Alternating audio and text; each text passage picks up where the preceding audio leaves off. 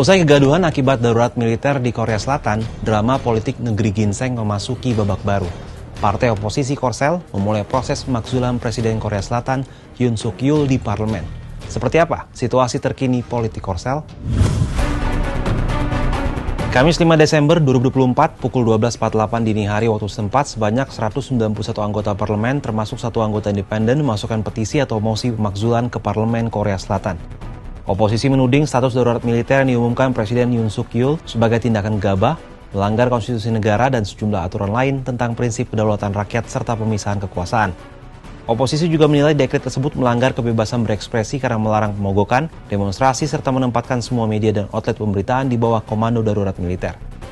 Berdasarkan konstitusi Korea Selatan, mosi atau petisi pemakzulan harus dibahas di parlemen 24 jam setelah diusulkan, atau paling lambat 72 jam kemudian. Artinya, paling lambat Jumat 6 Desember dini hari, parlemen sudah harus bersikap melalui pemungutan suara ataupun kesepakatan. Agar usulan pemakzulan itu disahkan, parlemen oposisi membutuhkan dukungan lebih dari 2/3 anggota parlemen yang berjumlah 300 orang. Jika mosi atau petisi pemakzulan itu mendapat dukungan mayoritas anggota parlemen atau majelis nasional, Presiden Yoon akan lengser dari jabatannya. Pihak oposisi saat ini berjumlah sekitar 192 orang, sedangkan 108 sisanya merupakan pendukung presiden. Tak satupun dari 108 anggota parlemen partai berkuasa hadir saat pengajuan mosi pemakzulan. Tak hanya soal pemakzulan, setelah sempat mengumumkan lalu mencabut darurat militer, Menteri Pertahanan Korsel Kim Yong Hyun mengundurkan diri dari jabatannya. Apa alasannya? Menteri Pertahanan Korsel Kim Yong Hyun telah mengundurkan diri pada Rabu. Ia mengajukan pengunduran diri beberapa jam selepas pencabutan darurat militer.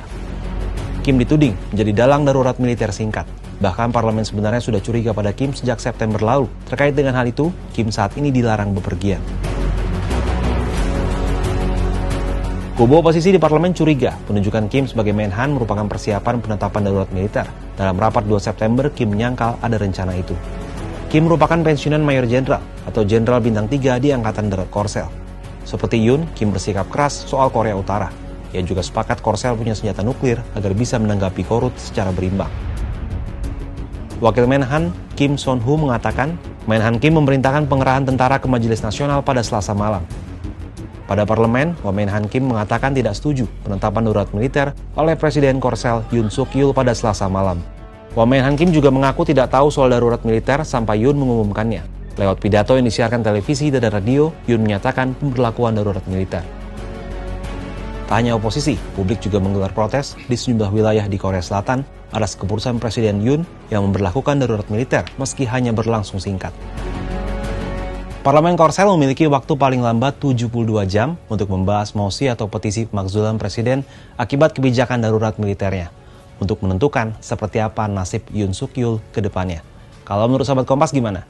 Apakah keputusan untuk memakzulkan Presiden Korsel ini sudah tepat?